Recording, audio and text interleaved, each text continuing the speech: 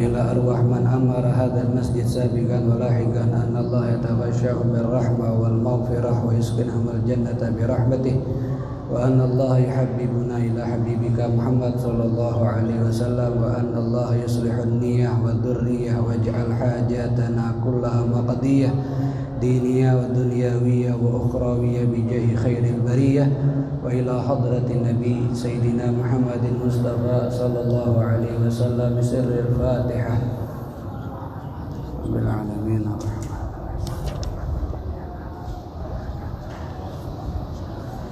الذين أنعمت عليهم غير المغضوب عليهم ولا الضالين.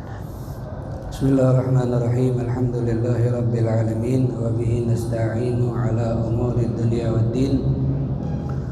اللهم صل وسلم على سيدنا محمد صلاة تفتح لنا بها فتوح العارفين وتفقهنا بها في الدين وترزقنا بها الإخلاص واليقين وتجعلنا بها من الأبرار والصديقين وعلى آله وصحبه أجمعين.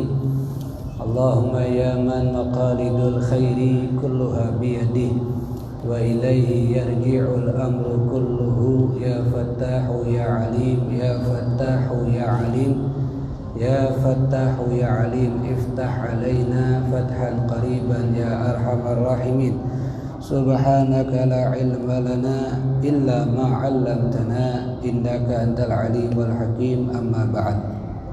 Alhamdulillah, ma'asyiral hadirin rahimakumullah, meneruskan atau melanjutkan daripada pembacaan kitab hadis Bulughul Maram yang disusun oleh Al-Imam Ibnu Hajar Al-Asqalani rahimahullah ta'ala.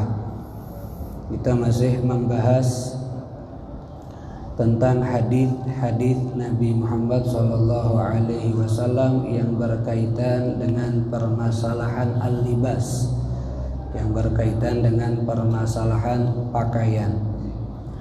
Hadis yang pertama yang akan kita baca dan kita kaji pada pertemuan di malam hari ini, An Imran bin Husain radhiyallahu anhu anna an-nabiyya sallallahu alaihi wasallam qala innallaha yuhibbu idza an'ama 'ala 'abdihi ni'matan ayyara athara ni'matihi 'alaihi rawahu al-Baihaqi.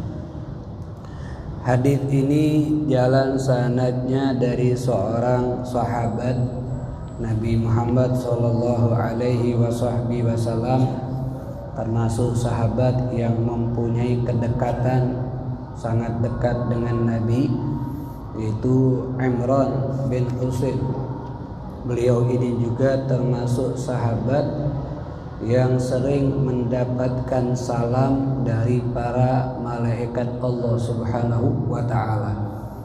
Sebab beliau mendapatkan salam dari malaikat karena sifat sabarnya beliau yang begitu besar.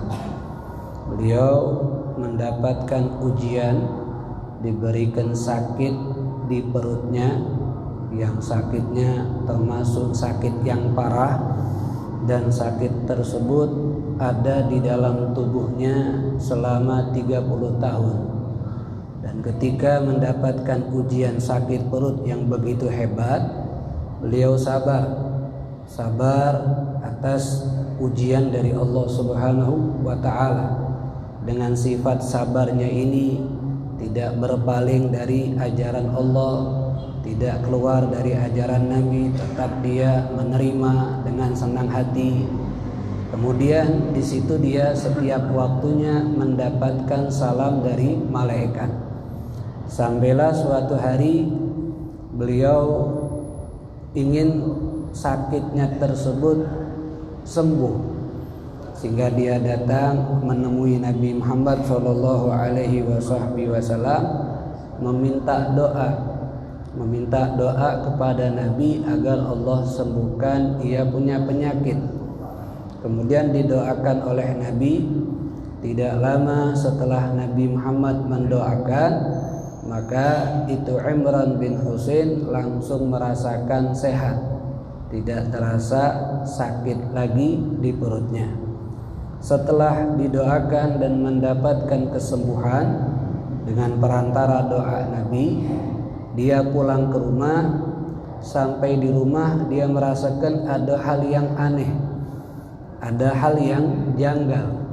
Karena setiap dulunya sebelum didoakan oleh Nabi mendapatkan kesembuhan ini, dia di rumah itu selalu didatangi malaikat dan malaikat tersebut mengirimkan salam kepada beliau.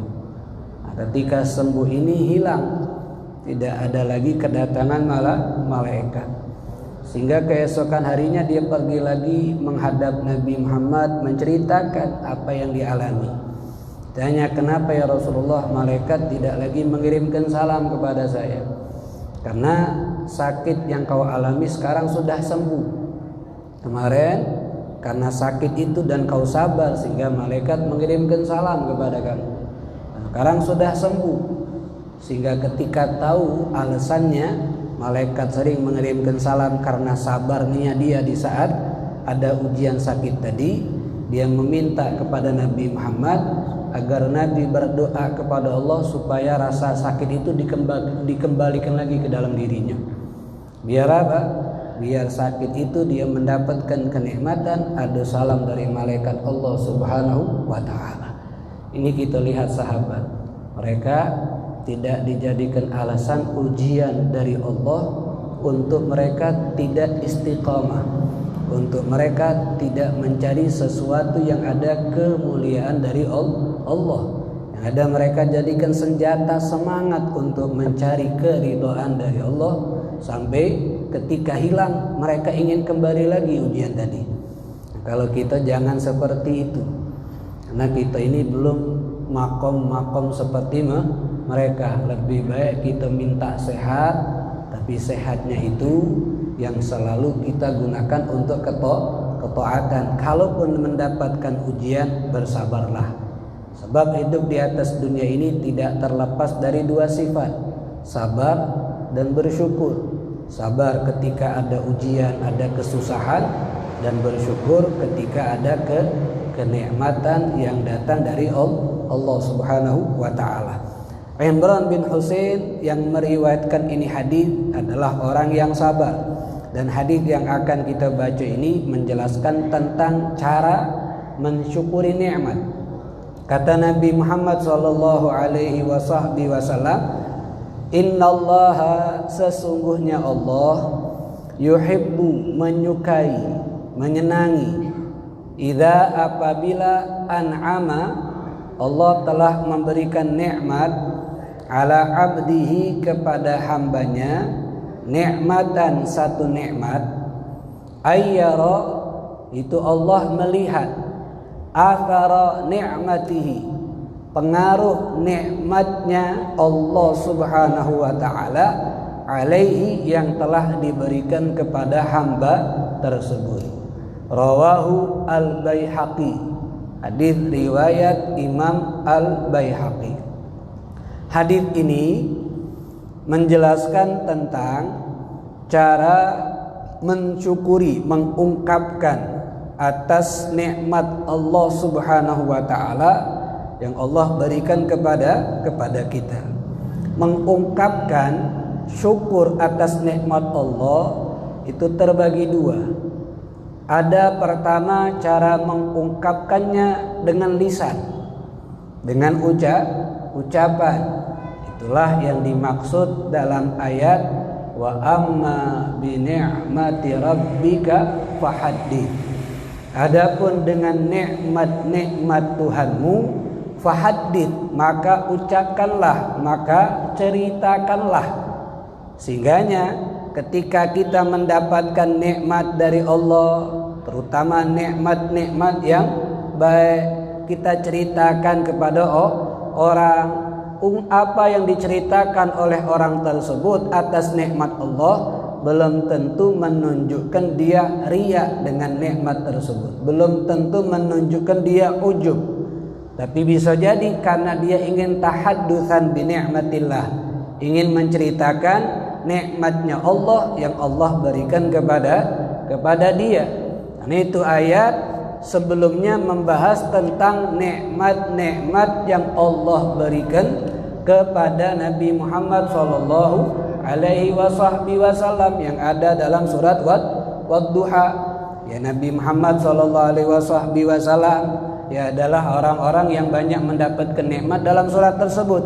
Nah, dari nikmat-nikmat itu ucapkanlah, ceritakanlah sebagai rasa tahaddud, senangnya kamu atas nikmat Allah Subhanahu wa taala. Jadi tidak masalah menceritakan nikmat yang Allah berikan kepada kita berupa nikmat kebaikan kepada orang lain. Yang penting kita menjaga hati, bukan untuk sombong, bukan untuk dibangga-banggakan, tapi menampakkan dengan senang, dengan bangga atas nikmat yang telah Allah berikan kepadanya. Ini cara mensyukuri nikmat, mengungkapkan rasa syukur atas nikmat Allah yang pertama. Yang kedua, cara mengungkapkan rasa syukur atas nikmat Allah bil fi'il, dengan perbuatan. Kalau tadi bil qauli, dengan ucapan, maka disebut dengan syukurun qauliyun, syukur yang sifatnya ucapan. Nah, kalau yang kedua ini adalah bil fi'il, sehingga disebut dengan syukrun fi'liyun, syukur yang sifatnya perbuatan, tingkah laku. Nah, termasuk ini hadis Nabi Muhammad sallallahu alaihi wasallam menjelaskan Allah tuh senang ketika Allah berikan nikmat kepada hambanya, dan oleh hamba tadi digunakan itu nikmat. Dan saat Allah melihat, oh ternyata pengaruh nikmat tersebut digunakan oleh hamba tersebut memang sesuai dengan porsi nikmatnya. Berarti kan dia mengungkapkan rasa syukur tersebut kepada Allah dengan perbuatan. Ya, semisal apa? Dia mendapatkan nikmat dari Allah, nikmat harta. Dan harta yang Allah berikan kepada dia termasuk lumayan, atau sedang, atau banyak, maka tampakkan kemuliaan Allah, tampakkan anugerah Allah yang Allah berikan kepada dia berupa harta tersebut di dalam perbuatannya. Gimana? Di pakaiannya, di tempat, di makanannya, di minumannya, dan keadaannya, yang menunjukkan kalau dia ini memberikan pengaruh dari nikmat Allah Subhanahu wa taala. Jangan sebaliknya, dia mendapatkan nikmat uang yang cukup, yang bisa membeli pakaian yang bagus, tapi tidak mau membeli pakaian. Yang dia ada menggunakan pakaian-pakaian yang sudah tidak layak untuk dipakai. Maka itu satu hal yang dia tidak menampakkan nikmat Allah yang telah Allah berikan kepada dia. Kecuali kalau dia ingin melatih nafsunya agar tidak terlalu cinta kepada dunia, itu lain keadaan. Tapi kalau dia menampakkan nikmat Allah tersebut, karena Allah berikan dia nikmat uang, bisa dibelikan pakaian, sehingga dia beli pakaian, supaya apa? Ada pengaruh dari nikmat tadi. Maka sahabat pernah ketika datang kepada Nabi pakai pakaian yang sudah jelek, yang tidak layak dipakai. Nabi bertanya, apakah kau tidak punya uang? Ada ya Rasulullah. Gunakan uang kamu untuk membeli pakaian, tampakkan nikmat Allah yang Allah berikan kepada kamu dengan pakaian tersebut. Jadi jangan kita itu menunjukkan bagaimana kalau kepengen tahu orang itu bisa lihat kita ini dapat nikmat Allah banyak atau tidak, kita tampakkan, bukan untuk menyombongkan. Kita niatkan untuk menampakkan pengaruh dari nikmat Allah. Supaya apa? Supaya orang lain memandang kita ini bukan orang yang perlu dikasihani. Kenapa? Karena dia menggunakan nikmat Allah Subhanahu wa taala ditampakkan dengan pakaiannya. Tapi kalau dia dapat nikmat uang tapi pakai pakaian yang jelek, yang sekiranya perlu dikasihani oleh orang lain, makanya dia tidak menampakkan nikmat Allah, yang akhirnya orang-orang menduga dengan dugaan yang tidak baik kepada orang tersebut. Ini yang dimaksud oleh Nabi, tampakkan nikmat dari Allah Subhanahu wa ta'ala. Diberikan nikmat muslim, tampakkan pengaruh muslim dalam kehidupan kita. Diberikan nikmat iman, tampakkan pengaruh iman dalam kehidupan kita, agar menunjukkan oh ini adalah orang muslim, agar menunjukkan oh ini adalah orang mukmin. Jangan sebaliknya. Diberikan nikmat harta, ya gunakan makanannya yang memang layak untuk dimakan oleh dia. Dengan uang tadi dia bisa membeli makanan, dia uang tadi bisa membeli minuman, supaya ketika orang lain melihat, oh ini orang punya nikmat cukup, maka kalau dia ingin butuh bantuan bisa mendatangi, aku butuh bantuan. Maka kita bisa memberikan nikmat tersebut juga kepada orang lain. Jadi tampakkan nikmat tersebut. Jangan menutup diri supaya orang lain tidak tahu apa yang Allah berikan kepada kita. Dapat nikmat banyak tapi tidak kita tampakkan dengan kita tutup diri. Biar pakai baju bubuk biar wong tak tahu kalau duit aku banyak. Biarlah makanan aku tempe tahu biar wong tak tahu kalau duit aku banyak. Ini dia tidak menampakkan atas nikmat Allah Subhanahu wa taala, dan itu bukan satu sikap yang baik. Tampakkan sesuai dengan nikmat yang Allah berikan kepada kita. Hidup sesuai nikmat. Kalau hidupnya sedang, ya gunakanlah kehidupan dengan sedang. Jangan kalau kehidupannya sudah nikmatnya sedikit memaksakan untuk seperti hidup mewah, itu juga tidak baik. Jadi tampakkan sesuai dengan kadar nikmat yang Allah berikan kepada kita. Oh ini pakaian layak, kenapa? Uang kita mampu membelinya, ya beli. Oh ini pakaian terlalu mahal, saya tidak mampu, jangan paksakan. Jadi sesuai dengan nikmat yang Allah berikan kepada kita. Kalau kita kehidupan nikmatnya sedikit, kepengen hidup mewah, tidak ada uangnya, itu kalau kita tidak kuat iman akan jatuh ke dalam hal yang salah, mencari harta haram, melakukan yang tidak Allah ridhoi. Kenapa? Karena ambisius dunianya terhadap kehidupan mewah tadi. Jadi sesuai dengan nikmat itu yang kita tampakkan kepada orang lain, dan itu akan disenangi oleh Allah Subhanahu wa taala, dan tujuannya bukan untuk menyombongkan, tapi tahaddusan, mengungkapkan rasa syukur atas nikmat yang telah Allah berikan kepada hamba tersebut. Jadi tampakkan dalam pakaian, tampakkan dalam makanan, tampakkan dalam minuman dan keadaan dia atas nikmat-nikmat yang telah Allah berikan kepada hamba tersebut. Ya dalam nikmat apapun lah, sesuai dengan nikmat tersebut kita tampakkan di hadapan orang. Jadi kalau kita nikmat muslim, ya tampakkan kita di Islam, jangan malu-malu dengan Islam. Kalau kita nih mukmin, ya tampakkan keimanan kita, jangan malu-malu. Jangan malu.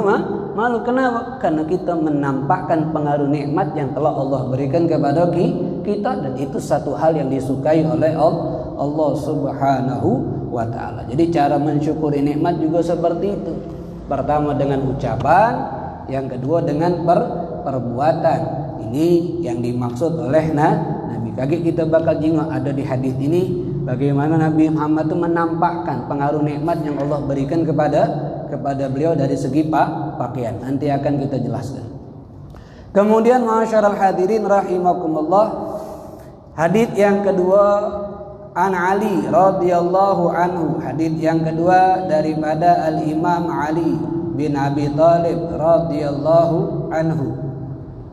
Anna Rasulullah sallallahu alaihi wasallam naha an lubsil qissi wal mu'asfari, rawahu Muslim. Hadis dari Rasulullah sallallahu alaihi wasallam, sesungguhnya Rasulullah telah melarang an lebsi, untuk memakai al-qissi.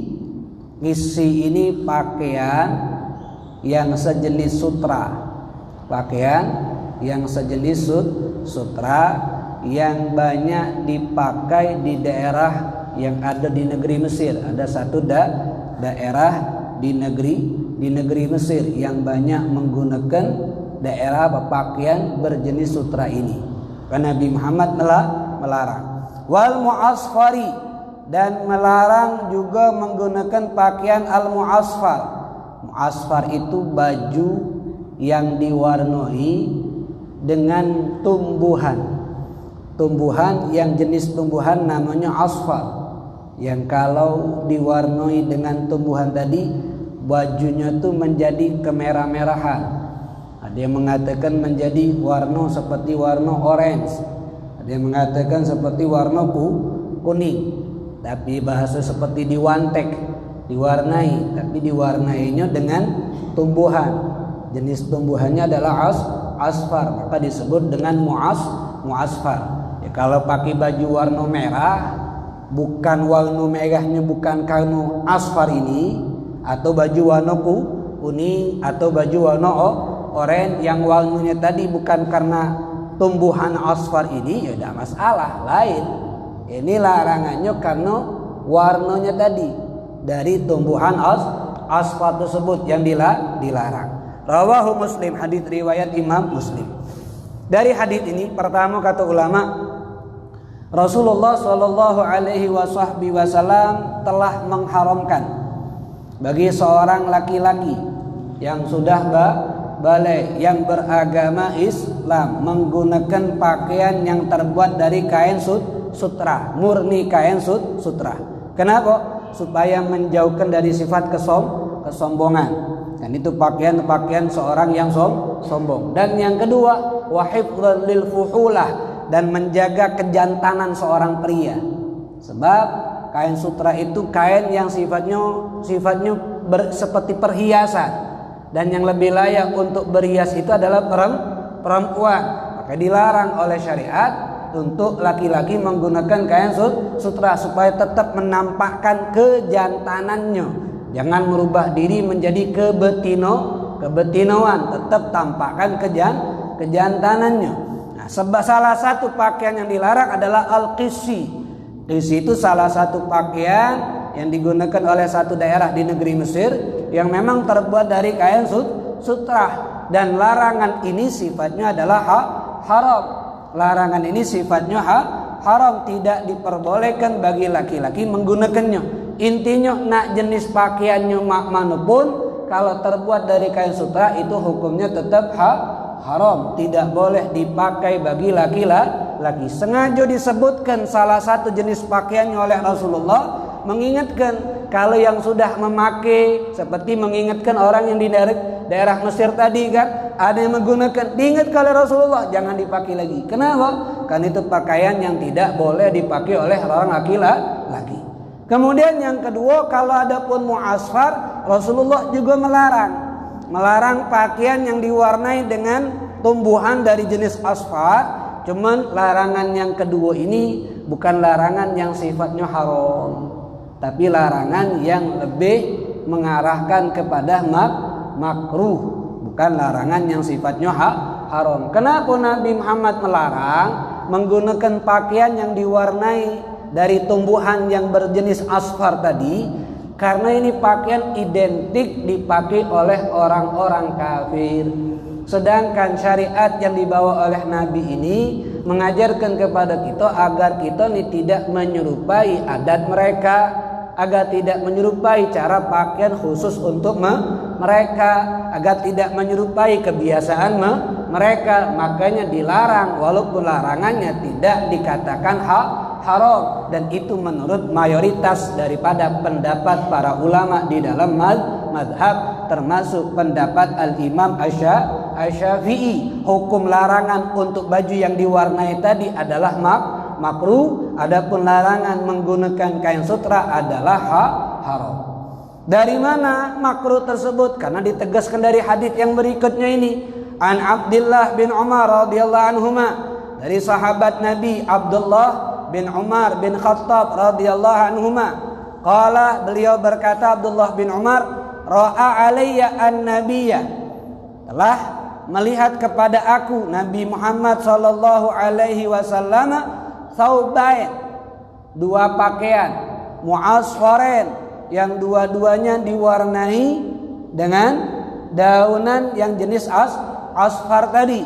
Faqala, kemudian Nabi Muhammad berkata, ummuka amaratka bihada, apakah ibumu yang menyuruh kamu pakai pakaian ini? Maknanya ibumu menyuruh itu, ini pakaian khusus untuk betino. Kalau betino makainya daripada betino muslimah ada apa-apa. Kalau wong lanang jangan. Sehingga kata Nabi, ummuka amaratka bihada, ibumu apa menyuruh. Maknanya ini lebih layak yang pakai ini ibumu atau saudara perempuanmu, sebab ini pakaian seperti berhias dan layak dipakai oleh seorang perempuan, tidak layak dipakai bagi laki-laki. Rawahu Muslim, hadits riwayat Imam Muslim. Nah, ini kata ulama, pakaian yang diwarnai dengan tumbuhan yang berjenis asfar tadi telah dilarang oleh Nabi Muhammad SAW seorang laki-laki memakainya, walaupun larangannya sifatnya makruh, bukan larangan yang sifatnya haram. Kenapa dilarang? At-tasyabbuh bin nisa, karena menyerupai perempuan. Menyerupai perempuan, sebab itu pakaian layak dipakai oleh perempuan, sehingga dilarang. Kemudian wahwa madhab jamaahir, dan inilah pendapat mayoritas daripada ulama, termasuk dari masa sahabat dan juga masa at-tabi'in, mengatakan makruh, kecuali Imam Ahmad bin Hanbal. Imam Ahmad bin Hanbal mengatakan larangan ini sifatnya haram. Kenapa? Karena Imam Ahmad bin Hanbal menerima ungkapan Nabi naha tadi dan memegang dengan kalimat ummuka amaratka bihada. Seperti ini satu hal yang jelek Nabi ungkapkan, ini lebih layak dipakai perempuan, tidak layak dipakai bagi laki-laki. Makanya Imam Ahmad bin Hanbal mengatakan hukum pakaian tersebut adalah haram jikalau dipakai laki-laki. Tapi selain beliau, semuanya pendapat larangan di situ sifatnya makruh. Jadi kita nih agar tidak menyerupai, pertama menyerupai pakaian orang kafir, yang kedua tidak menyerupai pakaian wanita, sebab man tasyabbaha biqaumin wa huwa minhum, menyerupai satu kaum dari pakaian ataupun kebiasaan, maka kita termasuk bagian daripada kaum tersebut. Bagaimana pakaian yang dikatakan benar-benar menyerupai? Para ulama mengatakan masalah tasyabbuh, masalah menyerupai, baik itu menyerupai orang kafir, baik laki-laki menyerupai perempuan dari segi pakaian atau yang lain, diperinci oleh mereka. Jikalau tasyabbuh tersebut, penyerupaannya tersebut dengan tujuan meniru orang kafir,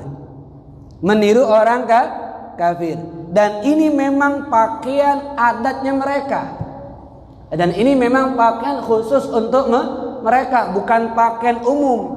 Kalau contoh pakaian umum itu celana ini sudah pakaian umum, bukan hanya orang kafir pun yang make, wong Islam juga make. Kaos, kemeja, jas sekarang sudah umum, tidak hanya orang kafir yang make, tapi semua orang juga sudah make. Dan ini pakaian yang adat mereka makainya, tidak dipakai oleh orang lain. Nah, kalau kita make pakaian tersebut tujuannya meniru orang kafir tadi, untuk turut, untuk ikut menyemarakkan, untuk ikut menyenangkan atas kepakaian kekafirannya, maka hukumnya yang menggunakan tersebut jadi kafir juga. Kenapa? Karena melok seneng dengan cara pakaian mereka, dengan seneng kekafirannya tadi. Contoh, mohon maaf, pakai pakaian pendeta, itu kan pakaian milik mereka, tidak dipakai oleh wong Islam. Ada wong Islam pakai pakaian pendeta, niatnya apa? Menyenangi, menirui pakaian pendeta tersebut dan ikut senang menyemarakkan akan kekafirannya, maka yang pakai hukum tersebut adalah kafir. Sama seperti pakai kalung yang ada lambang salibnya, ini bukan pakaian umat Islam pakai kalung. Sehingga kalau ada umat Islam melarang kalau ada wong Islam pakai kalung yang ada salib, wajar. Sebab apa? Takut kalau dia pakai kalung yang ada salibnya ikut menyemarakkan kekafiran daripada orang kafir tadi, kafir. Ini kan cuman pakaian kalung bener cuman pakaian tapi niat kau, kalau niat kau ikut menyemarakkan dan senang dengan kekafiran, maka itu yang menjadikan kau adalah orang kafir. Hati-hati. Kenapa? Ridho bil kufri kufrun, ridho dengan kekafiran kafir. Sama seperti ridho bil maksiati maksiatun, ridho dengan kemaksiatan juga dihukumi bermaksiat walaupun tidak melakukan perbuatan maksiat tersebut. Ini yang pertama. Yang kedua, kata ulama, bila tasyabbuh tersebut dengan tujuan hanya meniru, tapi tidak katik kesenangan dengan kekafiran, hanya sekedar meniru baik, cuma nak make be, tapi tidak senang dengan kekafiran dan tidak ikut menyemarakkan kekafiran mereka, maka dia tidak dikatakan kafir tapi melakukan perbuatan dosa besar. Tidak dikatakan kafir tapi melakukan perbuatan dosa besar. Itu yang kedua. Dan yang ketiga, bila tasyabbuh itu tidak sengaja, udah tahu kalau ini pakaian pendeta, tidak tahu dia, tidak ada kesengajaan untuk meniru mereka sama sekali, cuman sekedar menjalani. Biasanya nih kadang-kadang umat Islam yang megawe di perusahaan orang kafir disuruh pakai pakaian mereka. Ya, kalau tujuan tidak tahu, ini apa namanya, tidak sengaja meniru sama sekali, tapi sekedar menjalani sesuatu yang kebetulan baik, bukan senang, kebetulan baik, maka ini hukumnya tidak haram, tidak berdosa, tapi makruh. Intinya dak katik pahalanya meniru daripada mereka orang-orang kafir, dak ada pahalanya. Yang paling terakhir, tidak berdosa, tidak haram, tidak jatuh kafir, tapi makruh. Dan makruh itu suatu hal yang tidak disukai oleh Allah Subhanahu wa ta'ala. Begitupun pakaian perempuan.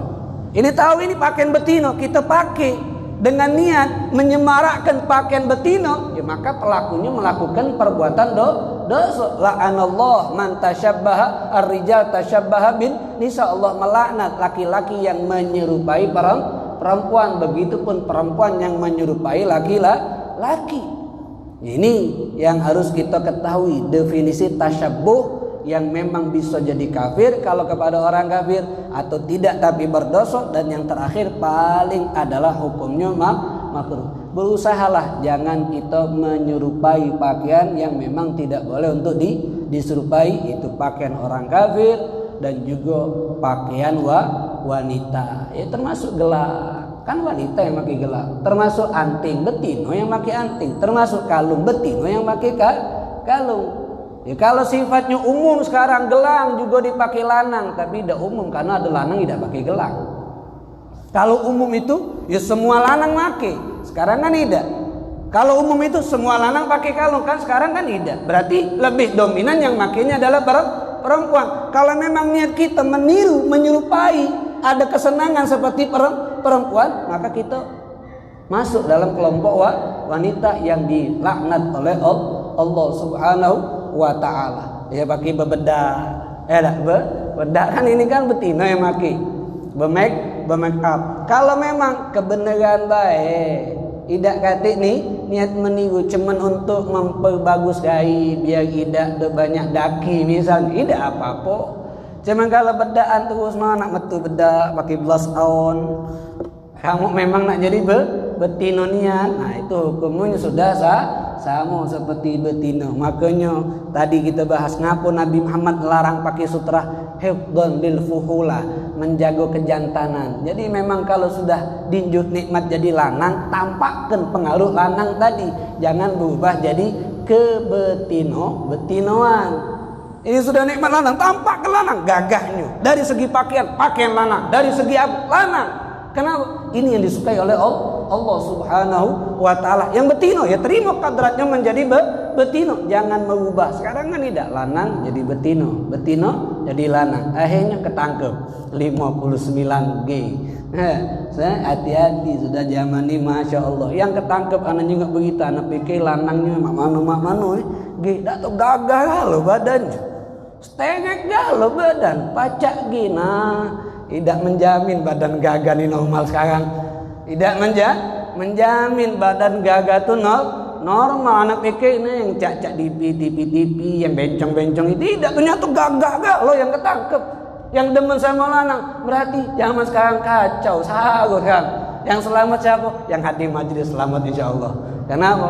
Karena mereka tahu apa cara untuk kita takut sama Allah Subhanahu wa ta'ala. Jadi hati-hati, harus kita tempatkan pada tempatnya. Kemudian ma'asyaral hadirin rahimakumullah, hadis yang berikutnya, dan ini hadis yang terakhir tentang pembahasan pakaian. Di sini an Asma binti Abi Bakar, dari sahabat Nabi perempuan yang bernama Asma binti Abi Bakar. Masya Allah, sahabat sahabiyah, perempuan yang melok jasa paling banyak di dalam hijrah Nabi, ya tak? Asma ini adalah perempuan yang paling banyak berjasa di dalam membantu hijrah Nabi. Beliau disebut dengan Zatun Niqatain, duo selendang. Wong yang punya duo selendang. Kenapa disebut Zatun Niqatain? Karena ketika hijrah dia punya selendang sikok dibagi dua, dikoyak dibagi dua selendang tadi. Sikok selendang untuk nutupi bekal makanan yang akan dia bawa untuk Rasulullah dan ayahnya selama di gua Thur tadi. Sikok lagi untuk ngikat ke di badannya bawa tadi, sehingga disebut dengan Zatun Niqatain. Kemudian ketika beliau punya anak namanya Abdullah, karena beliau menikah dengan seorang sahabat yang minggu lalu kita bahas sahabatnya, Zubair bin Awam. Istrinya adalah Asma ini. Nah, punya anak namanya Abdullah. Abdullah itu pernah diolok-olok oleh kawan-kawannya. Wah, ini Zatun Niqatain. Sehingga ditanya oleh Asma, kau digolok-olok dengan kalimat itu? Dengan kau ciati, benar kalau ibumu itu adalah Zatun Niqatain, tapi gelar itu adalah gelar yang mulia. Kenapa? Karena digunakan untuk membantu perjuangan dakwah Rasulullah sallallahu alaihi wasallam. Bayangkan betino naik ke atas bukit Tur untuk masuk ke dalam gua cuma nganteng makanan. Bayangkan daerah Arab sana bukit itu bebatu-batuan, bukan banyak pohon seperti kita. Gunung kita ini kan banyak pohon-pohonnya, tanah. Kalau daerah Arab batu-batuan, betino naik bolak-balik selama 3 hari cuma nganteng makanan deh untuk Rasulullah dan ayahnya. Luar biasa jasa Asma ini. Ya batu. Kalau wong camping deh di Indonesia nih, wong camping sepatunya pasti tebel. Pasti tebel. Asma tidak pakai sepatu main, itu sandal biasa. Batu tajam-tajam, tanah keras-keras. Kalau nyampak nyawa taruhannya itu. Walaupun tidak berperang tapi nyawa dia rela melakukan itu. Hanya untuk membantu perjuangan dakwah Nabi. Maka Asma binti Abi Bakar menjadi wanita yang juga mulia. Selain dia punya ayah seorang yang hebat, juga dia adalah seorang yang mulia. Pernah Asma ini ketika Abu Bakar hijrah bersama Rasulullah, Sayyidina Abu Bakar itu hijrah, Masya Allah, tidak meninggalkan sedikit harta untuk anak dan bininya. Bawa galau hartanya untuk membantu perjalanan hijrahnya Nabi. Sampai kakeknya Asma ini datang ke rumah nanya, dengar kabar Abu Bakar tidak meninggalkan sedikit harta buat kamu dan buat anak-anaknya di rumah. Maka kata Asma, tidak, ayah ninggal ke harta. Mana buktinya kalau ayah ninggal ke harta? Maka dia pergi ke tempat yang di situ biasa Sayyidina Abu Bakar naruh duit. Memang pas nak diembe kati duit ada batu-batu be. Batu-batu harus diembe oleh Asma. Nah, karena kakeknya ni buta tak bisa nengok. Nah, kayak ada kan duit yang dipegang ke apa? Batu. Yang dipegang ke batu. Tujuannya apa? Biar kakeknya seneng. Jangan khawatir kalau kami walaupun tidak ditinggalkan oleh Sayyidina Abu Bakar duit, kami pacak nerima dengan ikhlas. Kenapa? Karena ayah kami telah mendidik kami untuk menitipkan diri kami kepada Allah Subhanahu wa ta'ala. Luar biasa. Kalau kita kan lemah, niang tak katik ninggal ke duit, marah-marah kita kan. Akhirnya yo minta tolong aku nih. Kalau Asma Ida yang ada dia tetap membantu ayahnya dan dia nyenengi hati kakeknya dengan bukan nipu, bukan maksudnya biar kakeknya tenang. Nah, ada barang. Jadi tenang-tenang beda, usah takut dengan keadaan kamu. Luar biasa Asma binti Abi Bakrin radhiyallahu anhuma. Annaha, sesungguhnya Asma ini akhrajat, telah mengeluarkan jubbata Rasulillah, jubahnya Rasulullah sallallahu alaihi wasallam, makfufatal jeb, yang di kantong jubah Nabi itu di bagian pinggir-pinggirnya ada seperti bordiran kain sutra, tapi bukan sutranya, bukan seluruhnya, cuman apa bahasanya biasa kan kadang-kadang ada lace kan di ujung kantong Nabi itu jubah, ada lace-nya di atasnya, di samping lace daripada kain sutra. Wal kumen, kerah, apa lengan baju Nabi ada lace-nya itu kain sutra. Kemudian wal farajen, kerah. Juga ada listnya, bagian atas dan bagian bawahnya jubah Nabi ada listnya dari kain dibat. Dibat itu sejenis kain sutra. Jadi di sini kata ulama, tidak masalah bagi wong lanang pakai kain sutra. Penegasan dari hadis yang kita minggu lalu bahas, kalau sifatnya hanya tambelan atau sebagai penghias, mungkin di ujung kerahnya atau di ujung lengannya atau di ujung sini, kalau jubah di ujung sininya, yang sifatnya tidak banyak, tidak melebihi daripada ukuran 4 jari yang di minggu lalu kita bahas. Itu hukumnya diperbolehkan, dan itu jubahnya Rasulullah Shallallahu Alaihi Wasallam. Kok dikeluarkan oleh Asma? Kenapa Asma bisa memegang jubahnya Nabi? Alasannya wa aslu fi Muslim, sumbernya dalam riwayat Muslim, kanat inda Aisyah. Jubahnya Rasulullah itu yang sejenis tadi itu ada bersama Sayyidatuna Aisyah, istri Nabi. Saat Nabi Muhammad wafat, jubah itu dipegang oleh Sayyidatuna Aisyah hatta qubidot, sampai Sayyidatuna Aisyah meninggal. Ketika Sayyidatuna Aisyah meninggal, tidak ada lagi yang merawat. Faqabadtuha, diambil oleh Asma, saudaranya Sayyidatuna Aisyah, jubah tersebut. Bukan diambil untuk dijual oleh Sayyidina Asma, bukan. Dipegang, dirawat jubah tersebut oleh Asma. Wa kana an-nabiyyu yalbasuha, karena dia tahu Nabi Muhammad memakai jubah tersebut. Sehingga kalau Asma ngomong, fa nahnu naghsiluha, kami basuh jubahnya Rasulullah sallallahu alaihi wasallam lil maradha, untuk airnya tadi diminum oleh wong sakit, yustashhabiha, yang bisa diniatkan sembuh dengan air yang di situ ada jubahnya Rasulullah. Di jari supaya ada berkahnya kepada yang lain, walaupun yang lain tidak pacak nyingok Nabi, tapi peninggalan Nabi tadi mereka manfaatkan untuk ngambil keberkahan. Walaupun ini hanya jubah, hanya segi dohir, tapi jubah Nabi bisa menyembuhkan. Kenapa? Karena nempel di badan Nabi, digunakan untuk berdakwah, digunakan untuk berjihad, digunakan untuk sholat, digunakan untuk menjamu tamu. Banyak berkah nempel sama Nabi, jadi mulia. Sehingga Asma naghsiluha, dibasuh. Ada yang mengatakan bukan diminum, tapi dipakaikan kepada wong yang sakit tadi, diniatkan ngambil keberkahan agar bisa mendapatkan kesembuhan dengan izin Allah Subhanahu wa taala. Kenapa? Keberkahan jubah Nabi Muhammad nempel di kulitnya wong yang sakit tadi. Dengan harapan itu Allah berikan kesembuhan. Dari sini dalil tabarukan tuh boleh.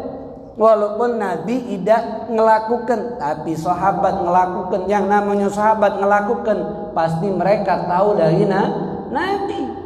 Ya, Nabi Muhammad dah ngambil keberkahan. Kenapa? Sumber keberkahan dari Nabi. Ya wajar. Nabi Muhammad dah ngambil keberkahan. Sumber keberkahan dari Nabi. Ya sahabat yang banyak ngambil keberkahan dari Nabi besar Muhammad. Tidak katik berapa kalimat lebay ini yang ngambil berkah, dah katik. Yang ada itu satu hal yang bagus, ngambil keberkahan seperti sekarang kita ngambil keberkahan guru-guru kita, ngambil keberkahan orang soleh, tidak masalah kalau niatnya untuk ngambil keberkahan, karena ini orang-orang yang sudah dimuliakan oleh Allah Subhanahu wa taala. Wa zada al-Bukhari fil Adabil Mufrad, dan Imam Bukhari menambahkan di dalam kitabnya Adabul Mufrad, wa kana yalbasuha, adapun Rasulullah memakai jubah tadi lil wafdi, untuk kalau ada tamu luar kota datang menemui Nabi. Jadi menyambut tamu tadi, Nabi pakai jubah tersebut. Walil jum'ati, dan yang kedua lil jum'ah, untuk sholat Jumat. Berarti Nabi itu tahu, oh ini ada tamu dari luar, rombongan dari luar, aku kepengen menyenangi mereka, pakai jubah ini yang kejiwaan bagus. Jadi tamu tadi senang disambut dengan pakaian Nabi yang luar biasa. Oh Jumat, ini hari raya umat Islam, sholat Jumat, Nabi pakai pakaian yang bagus tadi, jubah tersebut Nabi pakai. Kenapa? Karena innallaha jamil, Allah itu maha indah. Yuhibbul jamal, dan Allah menyukai keindahan. Kita pakai pakaian yang bagus, niatkan supaya orang lain nengoknya jadi senang, maka pahala. Ngapa kau pakai baju rapi nian? Ngapa kau pakai baju wangi nian? Biar wong yang duduk di samping aku di majelis senang. Biar wong yang duduk di samping akunya nyaman, pahala. Jangan terbalik, pakai pakaian segala macam nyanyi biar dikasihani, jangan. Justru itu menunjukkan kita nih wong yang cinta sama dunia, bukan wong yang zuhud daripada dunia. Tampakkan nikmat tadi yang telah Allah berikan kepada seorang hamba tersebut. Dan keberkahan itu memang bisa berasal dari orang-orang yang sudah banyak dapat keberkahan dari Allah. Kalau mereka sudah dapat berkah, bukan hanya diri mereka, segala yang mereka pernah gunakan ada berkahnya juga. Bukan Nabi Muhammad ada berkah, pakaian Nabi juga ada berkah. Bukan Nabi Muhammad yang bawa berkah, sandal Nabi Muhammad juga ada berkah. Bukan Nabi Muhammad yang banyak berkah, rambutnya Nabi pun juga ada berkah. Begitupun selain Nabi, bukan hanya jasad mereka yang banyak berkah, segala yang menempel di badan mereka, segala yang mereka gunakan untuk ibadah juga ada berkah. Kapan itu berkah? Kalau digunakan untuk ibadah. Rumah kita pacak banyak berkah kalau rumah digunakan ibadah. Baju kita banyak dapat berkah kalau digunakan untuk ibadah. Kendaraan kita banyak berkah kalau digunakan berjalan ke tempat kita ibadah. Kenapa? Karena kita gunakan dunia kita untuk taat, untuk ibadah. Karena akan turun rahmat dan akan dapat berkahnya. Makanya kalau kepengen berkah segala hal, ya gunakan segala sesuatunya untuk Allah Subhanahu wa ta'ala. Dan tabarukan tidak jadi masalah. Bahkan Abu Ayyub Al-Ansari berebutan. Abu Ayyub itu dalam hijrah, Nabi misal ini makanan, anggaplah gelas, tapi piring ceritanya. Jadi kalau dia nganjuk makan sama Nabi dah habis, dibalik ke sebelum dimakan sisa makanan tadi oleh Abu Ayyub dan bininya, tidak langsung dimakan. Manu piring yang tadi dipegang oleh tangan Nabi. Oh, di sini Nabi Muhammad megang bagian piring tadi misal, maka diusapkan di wajahnya. Ngapa? Karena ini bagian sudah dipegang tangannya Nabi, nambah berkah tangan Nabi. Luar biasa. Nambah berkahnya ditayamum nih. Tayam bahasanya diusap-usapkan di bagian tubuhnya, bau sisa makanannya dimakan. Kalau wong tak senang dengan tabarukan, ay lebay nih yang budak nih, tidak kate yang lain aku nak ngembak itu. Ini kalau wong tak anti sama yang namanya berkah. Tapi kalau wong yang tidak anti dengan ngembek berkah, walaupun kejiwaan jijik dia akan tetap lakukan. Kenapa? Karena yang dijingu adalah berkahnya tadi. Berkahnya tadi ya sama lah cak zaman sekarang wong yang lagi jatuh cintanya enggak kepegang atau di salaman oleh idola. Kamu budak-budak zaman sekarang idolanya salaman sama dia, sama dia. Apa? Aku nandak baso tangan aku seminggu. Kenapa? Habis dipegang oleh idola aku. Dia ngerasa luar biasa nih yang tangan dia nih. Kenapa? Habis dipegang oleh idolanya. Itulah sahabat. Kenapa? Idolanya, sumber idola ini Nabi Muhammad sallallahu alaihi wasallam. Jadi maksudnya seperti itu secara akal.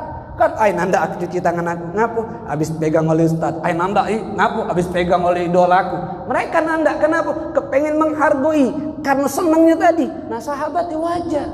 Mereka senang kenapa? Dipegang oleh Nabi piringnya sehingga ngambil keberkahan. Makanya kalau dulu paling banyak budak santren ngalap berkah, cepet ngembek ngalap berkah segala macam tadi.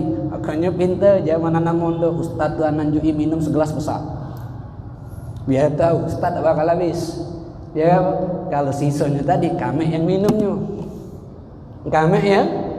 Tujuan tadi ngembek berkahnya tadi. Dan itu ada dari Asma, bukan hanya dia tapi segala yang sakit dipakai ke niatkan ngembek berkah biar kau sehat karena berkah Nabi besar Muhammad sallallahu alaihi wa ala alihi wasallam. Mudah-mudahan beberapa hadis yang kita bahas ini menjadikan kita lebih yakin dengan keberkahan Nabi Muhammad SAW, dan lebih bisa menampakkan nikmat yang telah Allah berikan kepada kita. Amin ya rabbal alamin. Bismillahirrahmanirrahim.